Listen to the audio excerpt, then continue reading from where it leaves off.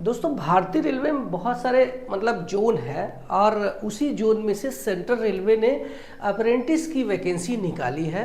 तो आज के वीडियो में यही बात करूंगा कि अप्रेंटिस क्या है और इस कहाँ से वैकेंसी निकली है, आप कैसे अप्लाई कर पाएंगे, ये सारी बातें यहाँ पे मैंने बोर्ड पे लिखा है। रेलवे अप्रेंटिस न्यू वैकेंसी 2024 के बारे में मैं बात करूँगा और ये अप्रेंटिस क्या है, इसका फॉर्म कौन कौन भर सकता है और कुल कितनी वैकेंसी है, किस किस ट्रेड की वैकेंसी है, अप्लाई कैसे करना है, कब से कब तक लिंक खुली रहेगी और सिलेक्शन का प्रोसेस क्या होगा, स्टाइपेंड कितना होगा, कितने दिन का कोर्स होगा और इसको करने से कि रेलवे की नौकरी में क्या फ़ायदे होंगे, इसी पे बात करेंगे। तो आपकी जानकारी के लिए बता दूं कि मध्य रेलवे यानी सेंट्रल रेलवे ने अप्रेंटिस के लिए वैकेंसी निकाली हुई है। तो आप अगर इसको कर लेते हैं तो आपको जो है फ़ायदे मिल सकते हैं। ठीक है, तो आपको यहाँ पे मैं शुरुआत से स्टार्ट कर लेता हूँ कि अप्रेंटिस क्या है और इसके जो है कौन कौन कर सकता है।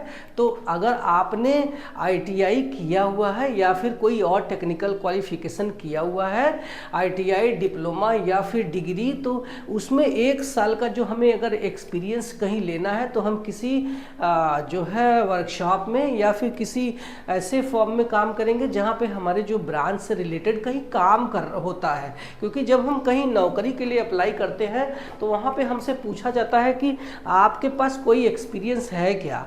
तो अगर आपके पास एक्सपीरियंस है तो आपको रख लिया जाता है, लेकिन अगर आपने एक्सपीरियंस नहीं है तो उस बंदे को रख लिया जाएगा जो कि एक्सपीरियंस किया हुआ है, तो आपका सिलेक्शन नहीं होता है। तो यही जो एक्सपीरियंस दिया जाता है वही रेलवे अपने वर्कशॉप में, जहाँ पे रेलवे के लोकोमोटिव, रेलवे के जो है अंडर पार्ट्स, रेलवे के जो है जो जितने भी मतलब क्या बोलते हैं सवारी और माल डब्बा है, उनमें ये सब ट्रेनिंग किया जाता है। रेलवे कोर्स कराती है और कोर्स कराने के बाद में आपको एक सर्टिफिकेट दे दिया जाएगा जिसको नेशनल अप्रेंटिसशिप सर्टिफिकेट बोलते हैं। तो वो 1 साल का अनुभव है, आपको रेलवे 1 साल आपको रखती है अप्रेंटिस के नाम पे। तो यही जो है हो गया हमारा अप्रेंटिस। अब बात करते हैं कि इसका फॉर्म कौन कौन भर सकता है। तो इसका फॉर्म अगर आपने 10वीं में 50% अंकों के साथ में या फिर उससे ज़्यादा अंक से साथ आपने पास किया है और इसके साथ में अगर आपने एनसीबीटी या फिर एससीबीटी एफिलेटेड किसी कॉलेज से आपने आईटीआई किया हुआ है तो आप जो है इसका फॉर्म भर पाएंगे। ठीक है, और आपकी जो एज है वो एज आपके 15 से 24 साल होनी चाहिए। ये ऊपरी आयु सीमा में ओबीसी के लिए 3 साल और एससी के लिए 5 साल की छूट है। तो यही है कि कौन कौन इसको भर सकता है। अब सवाल ये उठता है कि क्या आईटीआई में जो अपीयरिंग वाले हैं वो फॉर्म भर पाएंगे? तो बिल्कुल भी नहीं, क्योंकि ये जो फॉर्म है और फॉर्म का जो सिलेक्शन है वो आपके मेरिट के आधार पे होता है, आईटीआई के मेरिट पे। तो अगर आपने आईटीआई अपीयरिंग में है, आप फाइनल ईयर का एग्ज़ाम देने वाले हैं, तो आपका सर्टिफिकेट मार्कशीट नहीं आया है, आपका परसेंटेज कितना है वो पता ही नहीं है, तो इसलिए आप उसमें भर नहीं सकते हैं। एक सवाल और पूछा जाता है कि क्या आईटीआई की वैकेंसी में डिप्लोमा या फिर डिग्री वाले अप्लाई कर सकते हैं? तो नहीं, आईटीआई की वैकेंसी में सिर्फ और सिर्फ आईटीआई वाले ही अप्लाई कर पाएंगे। तो आपने इसको समझ लिया कि अप्रेंटिस क्या है, इसका फॉर्म कौन कौन भर सकता है। तो बता दिया 10th पास और प्लस आईटीआई। ठीक है, ये समझ में आ गया। यहाँ पे हम एज लिख देते हैं, तो 15 से 24 साल की आपकी एज होनी चाहिए। अगर आप इतना है तो आप इस फॉर्म को भर पाएंगे। ध्यान रखना, अप्लाई डेट तो मैंने नहीं लिखा है, 16 जुलाई से फॉर्म भरे जा रहे हैं, ध्यान रखना 2024 है और ये सेंट्रल रेलवे की वैकेंसी है। अब बात करते हैं कि कुल कितनी वैकेंसी है। तो कुल कितनी वैकेंसी है, ये टोटल जो है 2424 वैकेंसी है। 2424 पोस्ट है, ध्यान रखना इतना वैकेंसी है, आप अप्लाई कर सकते हैं। अब बात करते हैं किस किस ट्रेड की वैकेंसी है, तो इसको हम थोड़ी देर में अपने मोबाइल में आपको लाइव दिखाएंगे, जबकि कैसे आप उसको अप्लाई करेंगे तो उसी में हम अपनी वैकेंसी देख लेंगे। अब आते हैं कि कैसे अप्लाई करना है, तो आप देख सकते हैं कि इसको कैसे अप्लाई करना है, इसको हम थोड़ी देर में लाइव देखेंगे। कब से कब तक लिंक खुली रहेगी, तो ये जो लिंक है आपका जो 16 जुलाई 2024 से लेके 18 अगस्त 2024 तक खुली हुई है। आप इस बीच में अपने फॉर्म को भर पाएंगे, ध्यान रखना। अब बात करते हैं कि सिलेक्शन का प्रोसेस क्या है, तो आपको बता दूं कि आपका जो सिलेक्शन है बिना कोई एग्ज़ाम के, बिना कोई इंटरव्यू के, बिना कोई सीबीटी के, आपके 10वीं के मार्क्स और आईटीआई के मार्क को एवरेज किया जाएगा। उसी एवरेज के आधार पे आपको, अगर आप उस मेरिट में आते हैं तो आपका सिलेक्शन हो जाएगा और आपको बाई कॉल बाई पोस्ट आपको जो है इन्फॉर्म कर दिया जाएगा कि इस जगह आपको ज्वाइनिंग करना है, ठीक है। तो ये तो हो गया हमारा सिलेक्शन का प्रोसेस। तो स्टाइपेंड कितना मिलेगा, तो यहाँ पे हम बता देते हैं कि 8,000 प्रति माह है आपको स्टाइपेंड मिलेगा। तो आप जो है इंडिया के कहीं भी कोने में रहते हैं, आप सेंट्रल रेलवे की जो वैकेंसी निकली है उसको आप भर पाएंगे। तो अब बात करते हैं कि ये कितने दिन का कोर्स है, तो ये हमारा 1 ईयर का कोर्स है। कितना? 1 साल का कोर्स है। अब बात करते हैं कि इसको करने से रेलवे की नौकरी में क्या फ़ायदे हैं। तो आपके लिए बता दूं कि अगर आप रेलवे की अप्रेंटिस कर लेते हैं तो रेलवे का जो ग्रुप डी यानी लेवल 1 यानी 1800 जो ग्रेड पे है उसकी जो वैकेंसी आने वाली है अक्टूबर में हमें कैलेंडर के अनुसार देखने को मिल सकती है। तो अगर आपने अप्रेंटिस किया हुआ है तो अप्लाई कर पाएंगे। और ध्यान रखना कि कौन कौन ग्रुप डी में भर पाएगा। तो ग्रुप डी में भरने के लिए आप 10वीं किसी भी सब्जेक्ट में कितने भी मार्क किए हो आप अप्लाई कर पाएंगे। 18 से 33 साल की आपकी एज होगी। अगर आपने 10वीं के साथ साथ ITI कर लिया तब तो और अच्छी बात है। आपके उसमें कुछ अलग से हमें ITI टेक्निकल पोस्ट जो रहती हैं वहाँ पे आपकी पोस्टिंग हो जाएगी।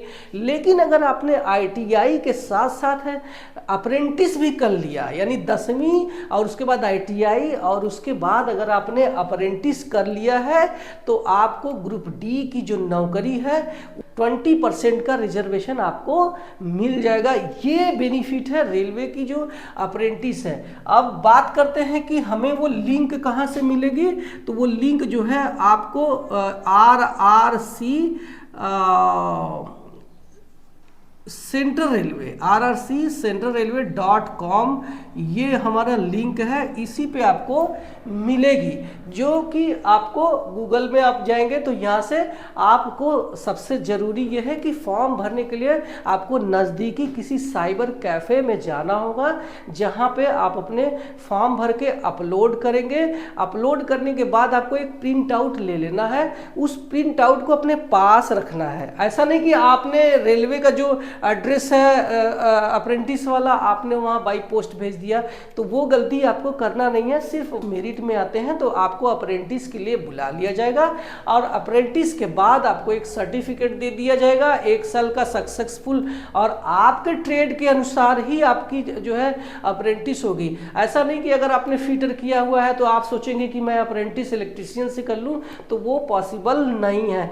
1 साल के दौरान रेलवे के वर्कशॉप पे जितने भी खुले हुए पार्ट पार्ट है, आपके ट्रेड के अनुसार वो आपको पढ़ाया जाएगा, दिखाया जाएगा, और उस दिखाने के बाद आपको नेशनल अप्रेंटिसशिप सर्टिफिकेट जो दिया जाएगा, तो उसी पे आपके मार्क्स रहेंगे। उसी मार्क्स के आधार पे आपको रेलवे के ग्रुप डी में आपको 20% का आरक्षण मिल जाएगा। अब चलते हैं अपने मोबाइल की स्क्रीन पर, जहां पे हम आपको अप्लाई करना बताएंगे, ताकि आप जब जाएंगे साइबर कैफे में तो आसानी से आप अपने फॉर्म को भर पाएंगे। चलिए अपने मोबाइल की स्क्रीन पे चलते हैं। तो दोस्तों मैं अपने मोबाइल के स्क्रीन पर आ गया हूं, और मोबाइल की स्क्रीन पर आकर के यहाँ पे टाइप कर लेंगे RRCCR, मतलब रेलवे रिक्रूटमेंट सेल CR यानी सेंट्रल रेलवे। यही जो है इसका जो है साइट है, सेंट्रल रेलवे की जो वैकेंसी आई है इसी पे आई है। तो आपको कहाँ जाना है, गूगल में जाना है। गूगल में जाके यही आपको टाइप कर लेना है RRCCR। देखेंगे पहले ही ऊपर आपको जो है सर्च कर देंगे, आपके पास ये साइट ओपन हो जाती है। और जैसे ही आप देखेंगे कि इसके ऊपर वाला पहला ही वेबसाइट पे हमें जाना है rrc.com, होम पे जाना है, टच कर देना है आपको। हमें उस जो आरआरसी का जो है वेबसाइट खुल जाएगा। ठीक है, इस वेबसाइट पे आप देख सकते हैं कि यहाँ पे क्लियर लिखा है online application for engagement of apprentice under the apprentice act 1961 for the year of 2024 and 2025, यानी 2024 और 25 के लिए वैकेंसी ये निकली हुई है। तो यहाँ पे दो ऑप्शन हमें देखने को मिल रहा है। पहला ऑप्शन है click here to apply online, और दूसरा ऑप्शन है क्लिक हियर टू व्यू या डाउनलोड नोटिफिकेशन। तो इसी हम जो डाउनलोड नोटिफिकेशन है इसी पर हम टच कर देंगे, तो थोड़ी देर के बाद ये हमारा जो PDF है ये खुलेगा। ठीक है, और इस PDF को हमें खोल करके देख लेना है कि क्या क्या है इसमें डिटेल में। तो आप देख सकते हैं कि ये हमारे सामने PDF जो है खुल के आ गई है। थोड़ा मैं जूम कर लेता हूं ताकि आपको अच्छे से मोबाइल में दिख सके। ठीक है, तो आप देखिए कि यहाँ पे जो ओपनिंग ऑनलाइन एप्लीकेशन है 16 जुलाई 2024 लिखा है। यहाँ पे लिखा है last date of closing date 15 अगस्त 2024 है, 17 बजे तक, यानी कि 15